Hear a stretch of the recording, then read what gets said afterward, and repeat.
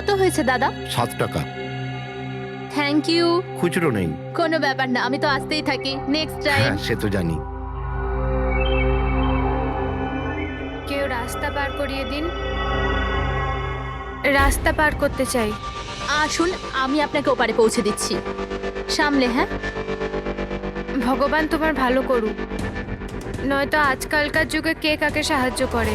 আর এমন কিছু করে দিইনি আমি। 1 মিনিট, হ্যাঁ?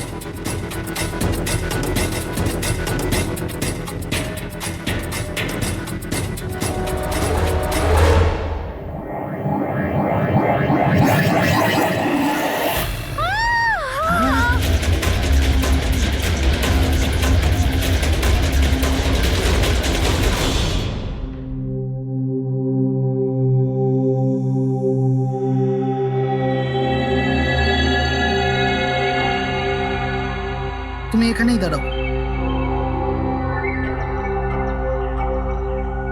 এসো।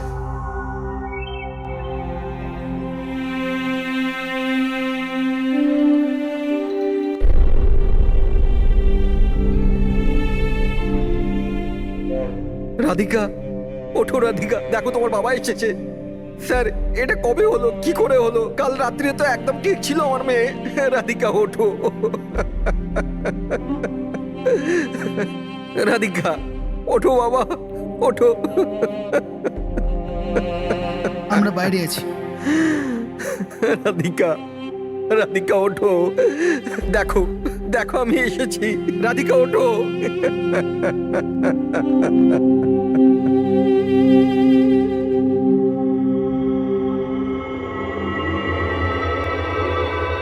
ডক্টর, অ্যাকচুয়ালি কি হয়েছিল? অ্যাক্সিডেন্ট। সকাল সকাল একটা গাড়িতে মেরেছে। যতক্ষণ লোকে এখানে নিয়ে এলো মারা গেছিল।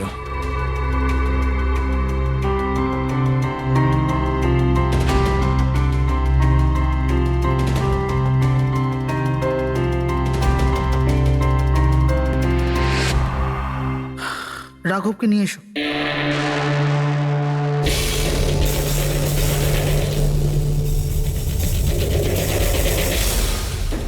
স্যার একটু ভেতরে চলুন। কি হয়েছে? আসুন না স্যার।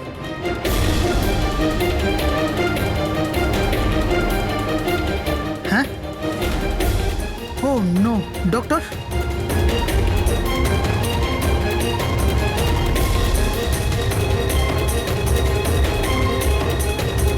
He is dead.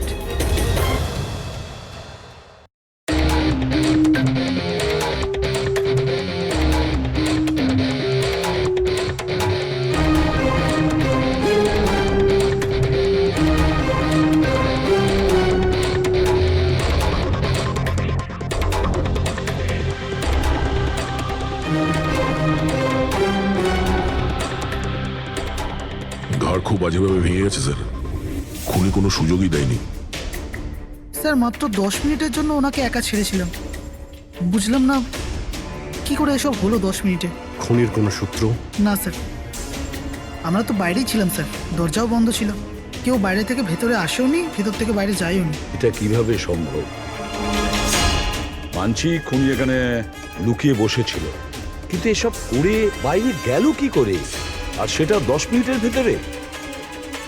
না না না, একটা কথা বলো, তুমি জোর দিয়ে বলতে পারবে যে এখানে লাশ ছাড়া অন্য কেউ ছিল না? একদম স্যার, কেউ ছিল না। কারণ ঘর থেকে বেরোনোর আগে পুরো ঘরটা আমি নিজে চেক করেছি। কোনো লাশ তো খুন করতে পারে না, তাহলে করলোটা কে? এটা নিশ্চয়ই কোনো মানুষেরই কাজ। খুনি কোথায় লুকিয়ে থাকতে পারে? এই রাঘব কে ছিল? একজন সাধারণ চোর ছিল, কাল রাত থেকেই লকআপে ছিল। অ্যাক্সিডেন্টে ওর মেয়ে মারা গেছিল, তাই ওকে এখানে নিয়ে এসেছিলাম। দয়া,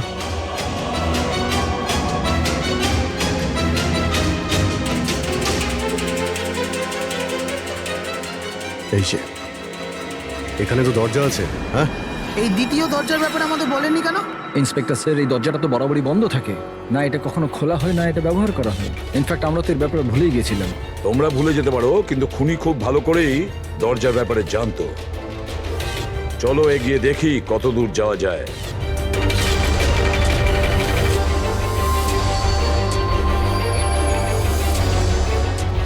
স্যার এই জায়গাটা তো সত্যি সত্যি অনেক দিন ধরেই বন্ধ পড়ে আছে মনে হচ্ছে। স্যার হ্যাঁ এই দেখুন, জুতোর চাপ আর এই টুলের চাপ, মনে হচ্ছে কেউ এখানে বসেছিল।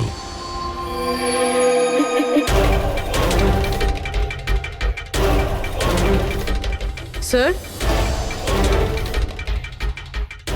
হ্যাঁ স্যার এইদিকে যাওয়ার একটা রাস্তা আছে।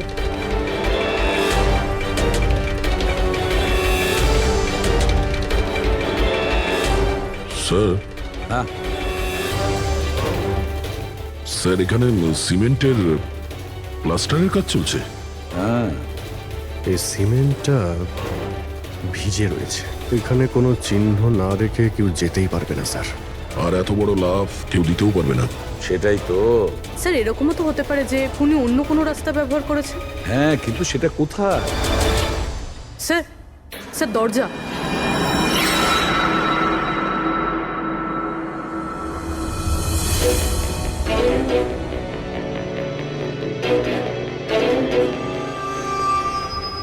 সামনেই সিকিউরিটি কেবিন, এখান থেকে তো বেরোনো অসম্ভব।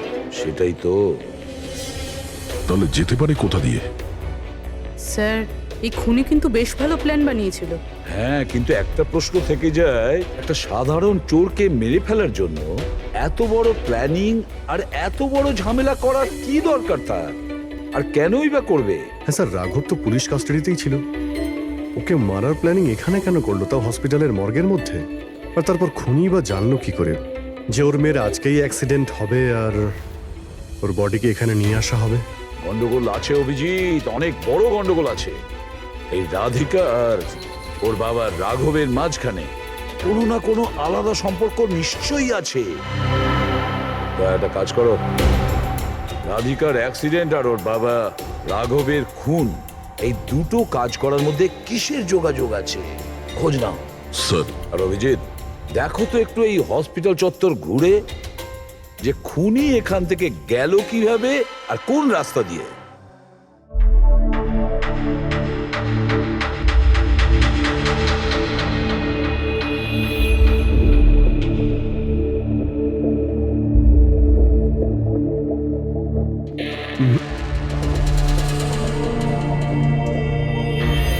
এই জানালা দিয়ে যে খুনি বাইরে বেরিয়ে এসেছে তা তো মনে হচ্ছে না। হ্যাঁ স্যার, কেননা এখানে মাটিটা তো ভেজা রয়েছে। যদি এখান থেকে লাফিয়ে বাইরে আসে তো কোনো চিহ্ন বা কিছু তো থাকতো। সেটাই তো।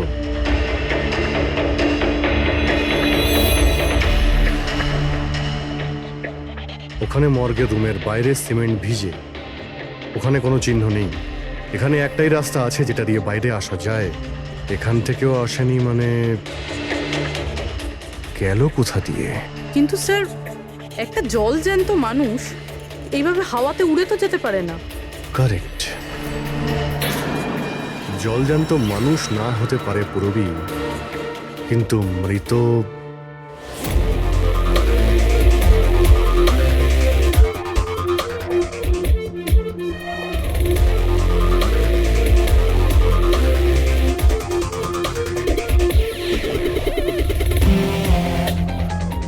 স্যার এই মেঝেতে যে জীবাণুনাশক কেমিক্যাল স্প্রে করা হয়েছে এর ওপর জুতোর ছাপ রয়েছে। মানে খুনি যদি রাঘবকে খুন করে এই দরজা দিয়ে বাইরে বেরিয়ে যায় তাহলে তার কেমিক্যাল লাগা জুতোর চিহ্ন ওখানেও থাকা উচিত। এখানটায় দেখো তো।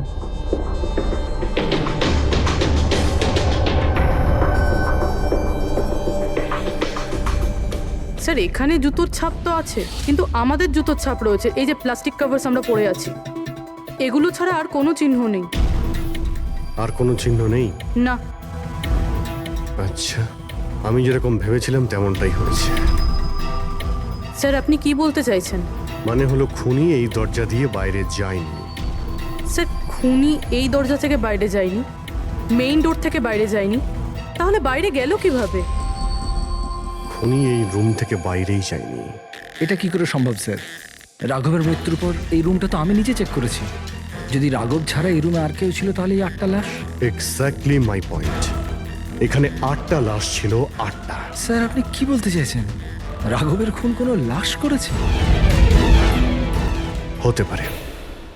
এই 8টা লাশের মধ্যে এখানে শুধু 5টা রয়েছে। 3টে লাশ তাদের পরিবারের লোকেরা নিয়ে গেছে। হ্যাঁ স্যার। যে লাশগুলো এখান থেকে গেছে তার ডিটেলস আমার এখনই চাই, এখনই। স্যার, আমার মনে হচ্ছে এই খুনির রহস্য এই 3টে লাশের মধ্যে লুকিয়ে আছে।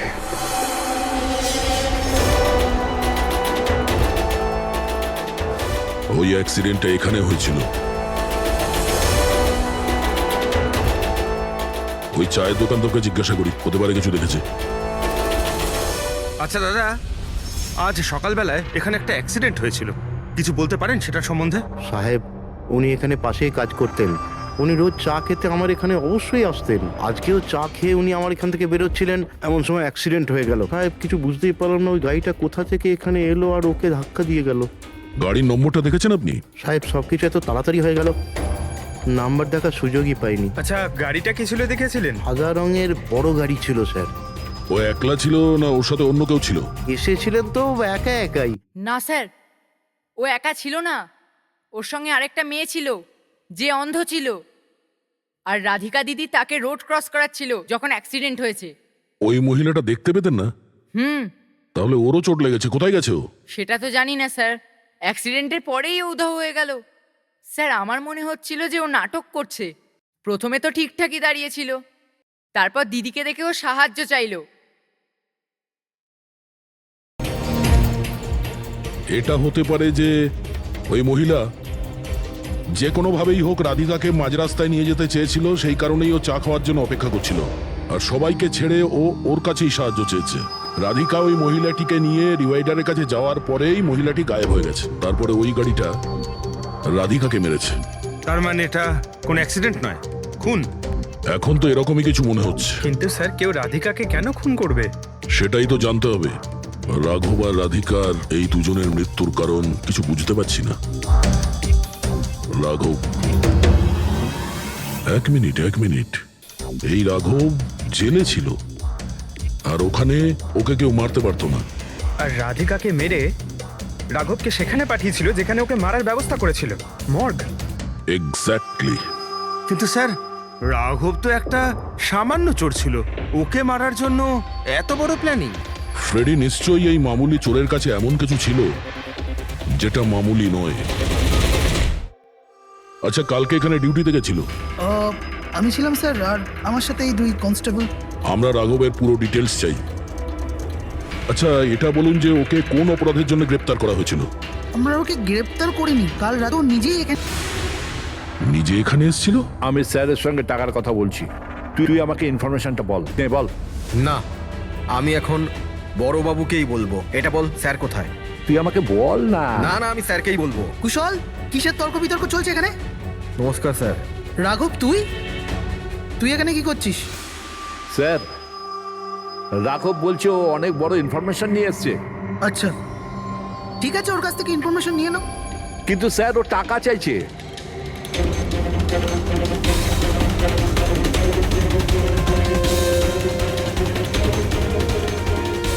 পুলিশের কাছে টাকার গল্প করছিস?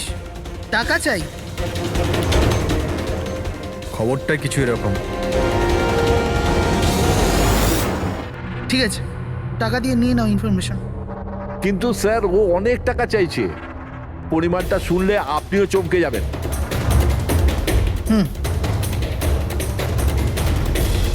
বল, কত দাম তোর ইনফরমেশনের? 3 কোটি। আরে,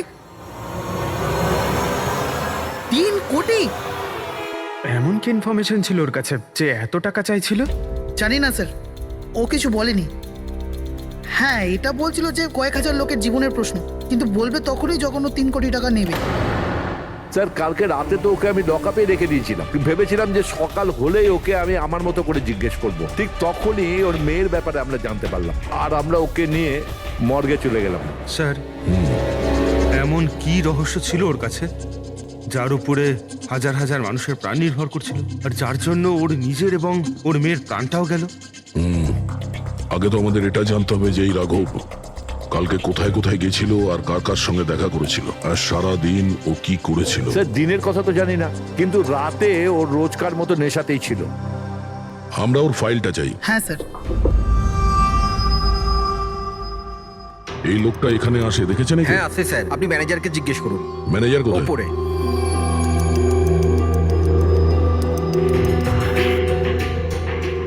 ম্যানেজার? ওই দেখুন ম্যানেজার। আমরা সিআইডি থেকে আসছি। এই লোকটা কাল এখানে এসেছিল? স্যার এ তো রাঘব, এ সবসময় এখানে আসে। এই লোকটা কাল রাতে এখানে এসেছিল কিনা? হ্যাঁ স্যার, কাল রাতে এসেছিল। আর কাল মোটামুটি 11টা অব্দি এখানেই ছিল। ওর ব্যবহার কেমন ছিল? সবসময়ের মতো চিন্তায় ছিল। চিন্তিত ছিল? কিছু বলেছিল? কি কারণে চিন্তিত ছিল? জুয়া খেলে খেলে একেবারে ধারে ডুবেছিল। স্যার আমাদের এখানেও প্রায় 5,000 টাকা ধার নিয়েছে। কালই বলেছিলাম ওকে, যদি পুরনো টাকা না দাও তাহলে এখানে কোনো খাওয়া দাওয়া পাওয়া যাবে না। তখন ও কি বললো? বলেছিল মিটিয়ে দেবে। কিছু নতুন কাজ করতে যাচ্ছিল। নতুন কাজ? কি কাজ? সেটা বলেনি স্যার। ঠিক আছে, থ্যাংক ইউ। স্যার এই এই রাঘব এমন কি কাজ করতে যাচ্ছিল যে ওর সব ঋণ শোধ হয়ে যেত? আর পুলিশ স্টেশনে গিয়ে বলেছিল যে ওর কাছে বিশেষ একটা ইনফরমেশন আছে। 3 কোটি চেয়েছিল তার জন্য। যাই ঘটেছে রাঘবের এখান থেকে বেরোনোর পর আর পুলিশ স্টেশনে যাওয়ার আগে জানার চেষ্টা করি যে রাঘব এখান থেকে বেরোনোর পর কোথায় কোথায় গেছিল।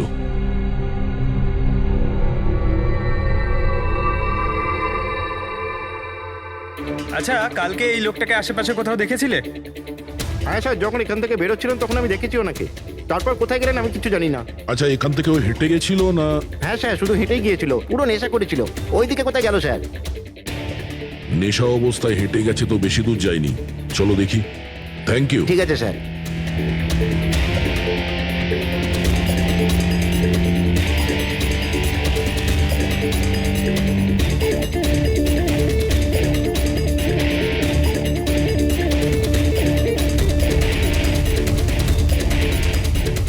দেখেছো একে? হ্যাঁ স্যার দেখেছি, একটু এগিয়ে যে গলিটা আছে না, ওখানেই যাওয়া আসা করে।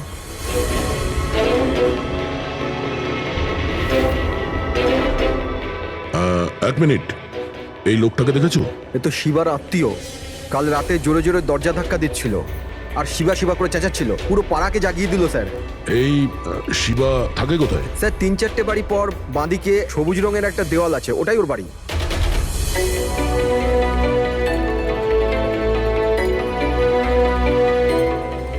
তালা লাগানো আছে, খুলতে হবে। পঙ্কজ একটা কাজ করো, আশেপাশে কেউ আছে কিনা দেখো, ডাকো ওকে। আরে এদিকে এসো।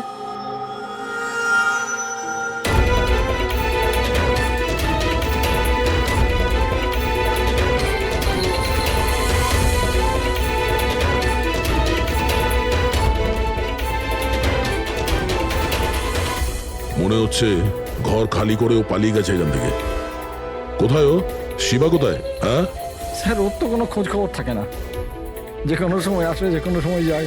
আচ্ছা, কোনো আইডিয়া আছে কোথায় পাবো ওকে? স্যার ওই বস্তির পেছনে ওর ওর আত্মীয়র বাড়ি আছে, ওখানে পাওয়া যেতে পারে, ওখানেও যায় আসে।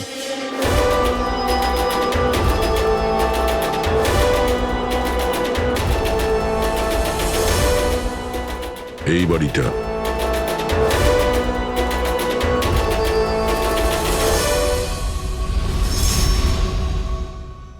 আপনি শিবার আত্মীয়? হ্যাঁ স্যার। আপনারা?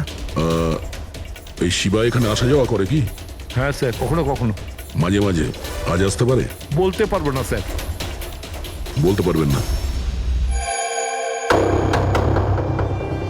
Thank you very much. এই করণের লাশ তো অরিজিনাল ছিল। এখন বাকি দুজন, টনি আর সুনীল। এবার এদের মধ্যেই কোনো একজন আছে যে ডাবল মার্ডারের রহস্য ভেদ করতে পারে। এই টনির ডেথ সার্টিফিকেট দিয়েছে ডক্টর বিক্রান্ত। এই বিক্রান্তের কাছে তুমি যাও, দেখো টনির ব্যাপারে উনি কি বলেন, আর আমি সুনীলের ব্যাপারে খোঁজ নিচ্ছি। স্যার। রবি, রবি, দরজা খোল। আপনি কে? সিআইডি। কোথায় পালাচ্ছিস? এই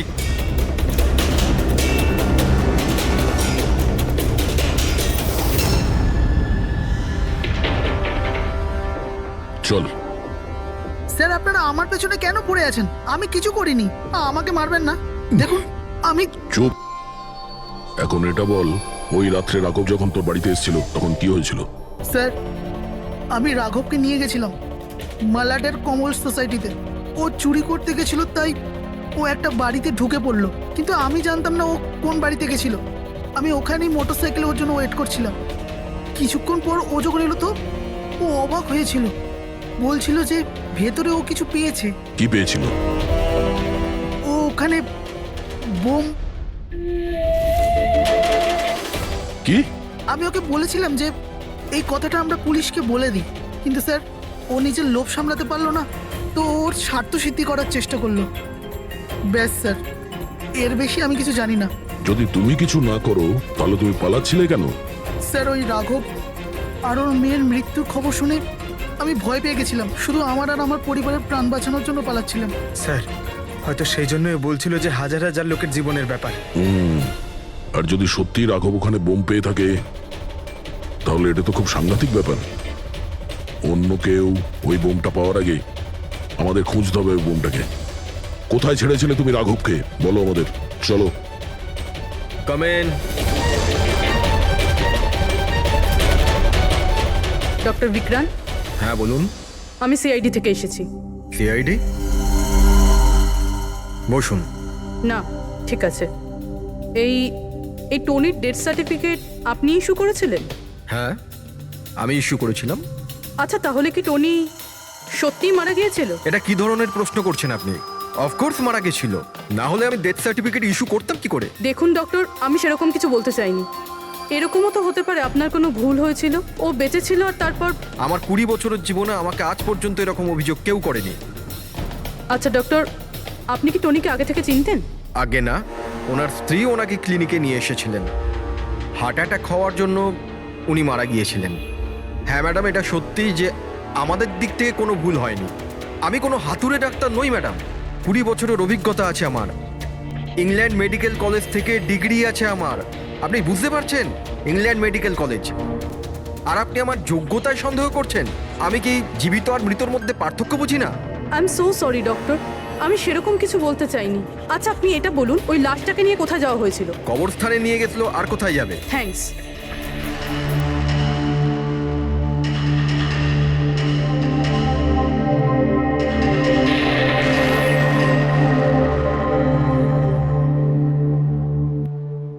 হ্যাঁ পূরবী, কি জানতে পারলে?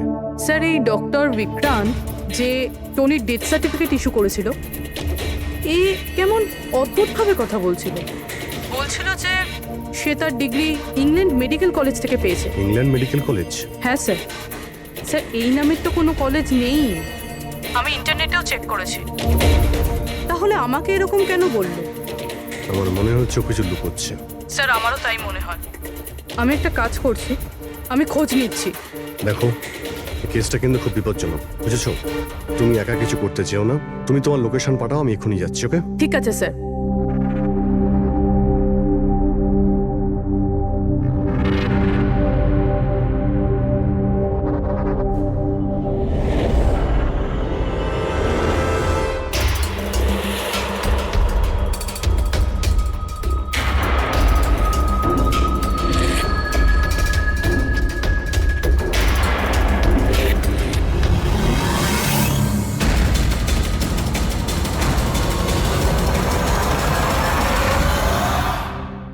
শিবা বলল যে ও রাঘবকে এখানেই ছেড়েছিল।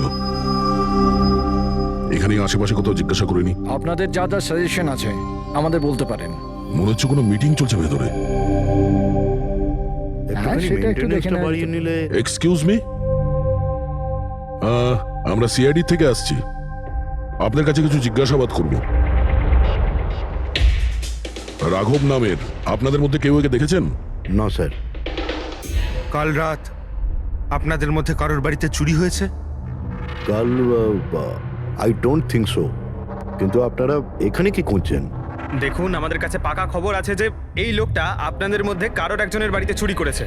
স্যার, যদি আমাদের মধ্যে কারোর বাড়িতে চুরি হয়ে থাকে তাহলে আমরা জানতাম না নাকি? জানতে পারতেন, কিন্তু আপনারা যদি আমাদের মিথ্যে কথা বলেন তাহলে আমরা জানবো কি করে? আমাদের আপনাদের সবাইয়ের ঘরের তল্লাশি নিতে হবে। নিতিন বাবু, let's cooperate with CID. Sir আপনারা তল্লাশি নিতে চান, আপনারা করুন তল্লাশি, আমাদের কোনো প্রবলেম নেই। ঠিক আছে, মনে হচ্ছে তল্লাশি করে কোনো লাভ হবে না। বোম এখান থেকে সরিয়ে দেওয়া হয়েছে। এতক্ষণে বম হয়তো টার্গেটে পৌঁছেও গেছে। তাহলেও এদের মধ্যে কেউ না কেউ মিথ্যে কথা বলছে। একটা কাজ করো, এদের সবার ডিটেলস বার করো। বোম না হোক, বারুদ কিংবা অন্য কোনো প্রমাণ নিশ্চয়ই পাবো। আমাদের কাছে সময় খুব কম, তাড়াতাড়ি করো।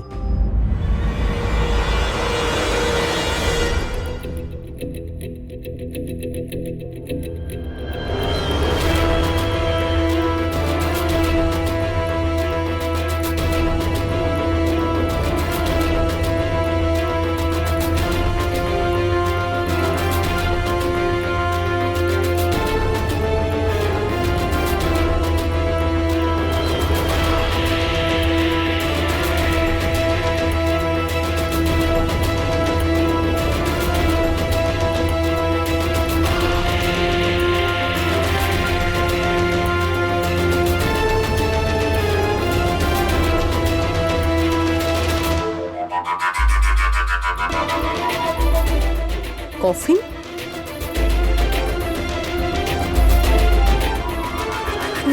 টনির লাশ এখানে?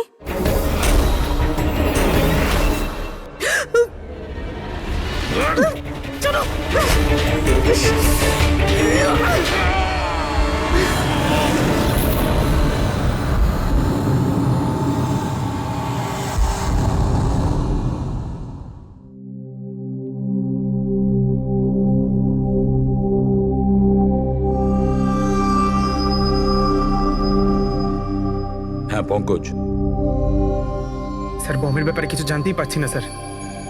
যে কটা লোককে আমরা সন্দেহ করছি না, প্রত্যেকটা লোকের ঠিকুজি খুঁজে বের করো খুব ভালো করে। হ্যাঁ দা, এই ব্যাপারে কিছু খুঁজে পেলে? স্যার ওর কেস ফাইল থেকে তো পাচ্ছি না, তবে পুলিশ ডেটা থেকে পাচ্ছি স্যার। আচ্ছা, কাল রাত্রে কেউ পুলিশ ডেটাবেসে এন্ট্রি করেছে স্যার। এই দেখুন, রাত 3:30-র সময় সিস্টেমের ফায়ারওয়াল 15 মিনিটের জন্য বন্ধ ছিল। মানে স্যার কেউ এই সিস্টেমটাকে অ্যাক্সেস করার চেষ্টা করেছে আর কিছু ফাইল খুলেছে। কোন ফাইলগুলো? রাঘবের ফিঙ্গারপ্রিন্ট স্যার। রাঘবের ফিঙ্গারপ্রিন্টস? রাঘবের ফিঙ্গারপ্রিন্টস? কিন্তু কেন? এটার তো একটাই মানে দাঁড়ায় দয়া, সে যেই হোক সেই রাঘবকে চিনতো না, এই জন্য ও রাঘবের ফিঙ্গারপ্রিন্ট পেয়েছিল ওই বোম রাখা ঘরে। সেই ফিঙ্গারপ্রিন্ট পুলিশের ডাটাবেসকে হ্যাক করে ওর ফিঙ্গারপ্রিন্টের সঙ্গে ম্যাচ করে দেখা হয়েছে। রাঘবের ব্যাপারে ওরা পুরোটাই জানতে পেরেছে, রাঘব দেখতে কেমন, কি কাজ করে, আর সেখান থেকে ওরা জানতে পারে যে রাঘব জেলে বন্দী হয়ে আছে। ওদের যে করেই হোক রাঘবকে জেল থেকে বের করতে হতো। এই জন্য রাঘবের নিরীহ সন্তান রাধিকাকে ওর অ্যাক্সিডেন্ট করিয়ে দিয়েছে। ও জানতো যে পুলিশের লোকেরা রাঘবকে নিয়ে রাধিকার কাছে আসবে তার মেয়েকে দেখানোর জন্য। নিজের সন্তানকে দেখতে রাঘব নিশ্চয়ই আসবে, আর তারপরে সুযোগ পেতেই রাঘবকে মেরে ফেলেছে। এরা খুব সাংঘাতিক লোক দয়া, ওরা এতটাই বিপজ্জনক পুলিশের ডাটাবেস পর্যন্ত হ্যাক করতে পারে। বাস স্যার একবার এটা জানতে পারি যে মর্গে রাঘবের খুন কে করেছে, তাহলেই। হ্যাঁ অভিজিৎ বলো। দয়া, পুরবীর একটা খুব বড় বিপদ হয়েছে, ওকে ফোনে পাচ্ছি না, ওকে খুঁজতে হবে। কি? ঠিক আছে, আমরা ওর মোবাইল ট্র্যাক করে পৌঁছচ্ছি। ওকে ওকে, ইয়া। কি হলো? পুরবী প্রবলেমে আছে স্যার।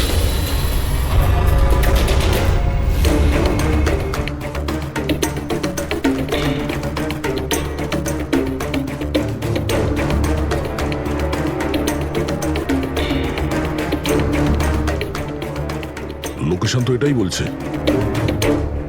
চলো।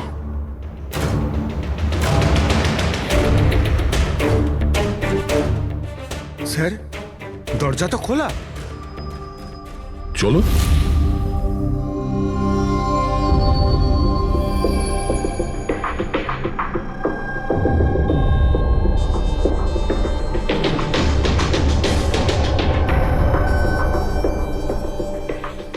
কেউই নেই?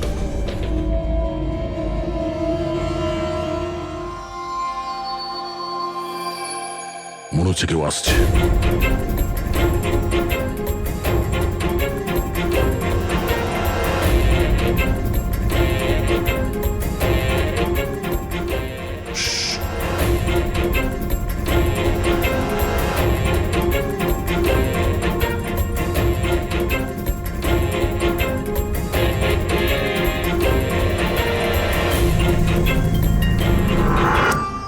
অভিজিৎ, তুমি? আমি পুরবীর মোবাইল ট্র্যাক করে এখানে এসেছি। পুরবী কোথায়? পুরবী তো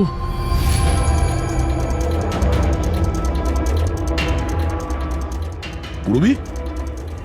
ও নো, পুরবী, পুরবী, পুরবী, পুরবী, পুরবী, স্যার ওর গলার দাগটা দেখুন স্যার, মনে হচ্ছে ওর গলা কেউ টিপে দিয়েছে।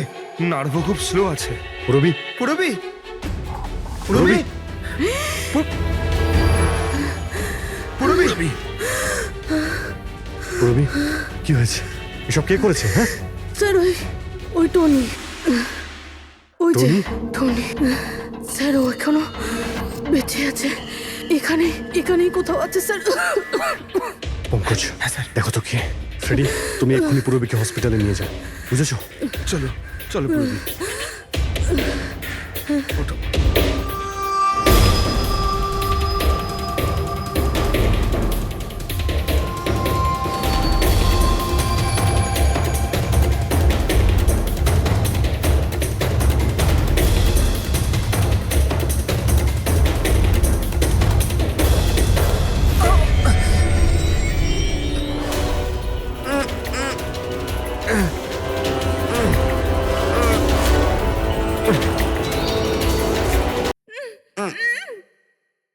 আমার স্বামী। ভয় পাবেন না, আমরা সিআইডি থেকে।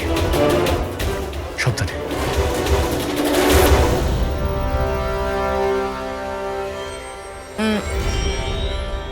আপনি কে? আমি ডক্টর বিক্রান্ত। ওরা জোর জবরদস্তি করে আমার থেকে সার্টিফিকেট বানিয়েছিল। আমার বউ ওদের কাছে বন্দি ছিল, ওর প্রাণের ঝুঁকি ছিল। এই, এসব কি হচ্ছে কি? হ্যাঁ, এতক্ষণ তো লাশটা মিথ্যে ছিল। যদি সত্যি কথা না বলো না, তোমাদের দুজনকে জীবন্ত পুঁতে ফেলবো। না স্যার, আমি বলছি স্যার, আমি বলছি। তুই অন্ধ হওয়ার নাটক করেছিলি যাতে এই টনি রাধিকাকে মারতে পারে। বস, পুরবী কেমন আছে? স্টেবল, হসপিটালে অবজারভেশনে আছে। গুড। রাধিকার খুনের রহস্যটা তো বুঝতে পারলাম। এটা বলো যে রাঘবকে কি করে মারলে তোমরা? ওই মর্গে কি করে ঢুকলে তোমরা? আর লাশ হওয়ার অ্যাক্টিং কি করে করলে? অ্যাক্টিং ছিল না দা, ও সত্যিই মরে গেছিল। কি কি ঠিক বলছি তো? প্রথমে তুমি মরে গেছিলে, তারপর বেঁচে উঠে তুমি রাঘবকে খুন করে দিলে, রাইট? আরে সালুকে কি বলছো সব? মরে গেছে, বেঁচে উঠেছে, আবার বেঁচে উঠছে। আমি ঠিক বলছি বস। পুরবীর গলাটা টেপার সময় এর হাত থেকে কিছু কেমিক্যালস পুরবীর গলায় লেগে যায়। আমি ওগুলো টেস্ট করেছি। ওটা এক ধরনের টক্সিন, যেটা খুবই রেয়ার, দুর্লভ সমুদ্রের মাছের মধ্যে পাওয়া যায়। এই সামুদ্রিক মাছ নিজেদের প্রাণ বাঁচানোর জন্য এই টক্সিনের ব্যবহার করে। কিছুক্ষণের জন্য একে দেখে মনে হবে যে মারা গেছে, কিন্তু আবার বেঁচে ওঠে। এও সেই টক্সিনই ব্যবহার করেছে। এও কিছুক্ষণের জন্য মারা গেছিল। আর এই টক্সিনটা এমন অদ্ভুত জিনিস যে কেউ একে ধরতে পারে না। মানুষের হার্টবিট একদম বন্ধ হয়ে যায়। দেখে মনে হয় যেন মানুষটা মরেই গেছে। এই কাজটাই এ করেছে। প্রথমে মারা যায় আর তারপরে বেঁচে উঠে রাঘবকে খুন করে। কে ঠিক বলেছি? Correct sir. তুমি ওদেরকে মারলে কেন? আমি টাকা পেয়েছিলাম স্যার। ইন্টারনেট থেকে কেউ আমাকে হায়ার করেছিল রাঘব আর রাধিকাকে মারার জন্য। বম কোথায়? বম কোথায় আমি জানি না স্যার। কে হায়ার করেছে তোমাদের? আমি এর আগে কোনোদিন দেখা করিনি স্যার। ও আমাকে একটা বিল্ডিংয়ে রেকি করার কথা বলেছিল, যেটাকে ওড়াতে চাইছিল। কোন building? DT pharma company limited.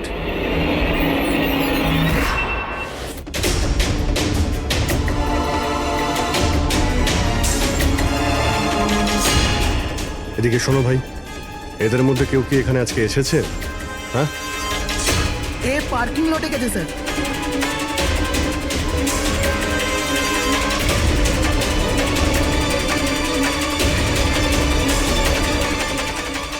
Sir এই পার্কিং লটটা তো অনেক বড়, বম খুঁজতে তো কয়েক ঘন্টা লেগে যাবে। আর যদি এখানে ব্লাস্ট হয় স্যার, তাহলে অনেক লোক মারা যাবে। কিন্তু ওই বোমটা কোথায়? তাড়াতাড়ি খুঁজতে হবে বোমটা। একটা কাজ করো পঙ্কজ, ফেডরিক, তোমরা ওই দিকটা যাও, আমরা এই দিকটা দেখছি। খুব ভালো করে দেখো।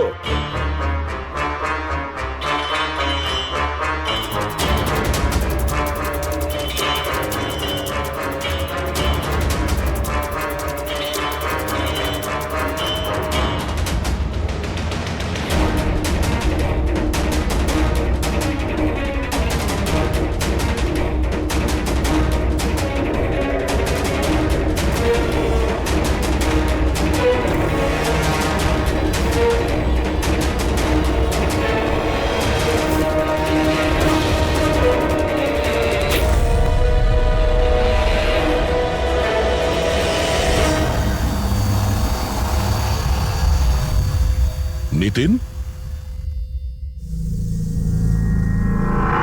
সিআইডি এগোবে না কেউ বলে দিলাম।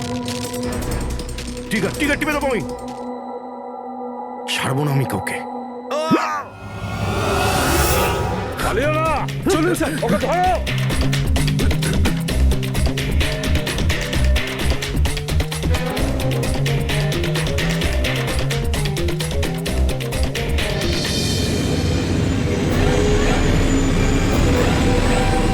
খেলা শেষ।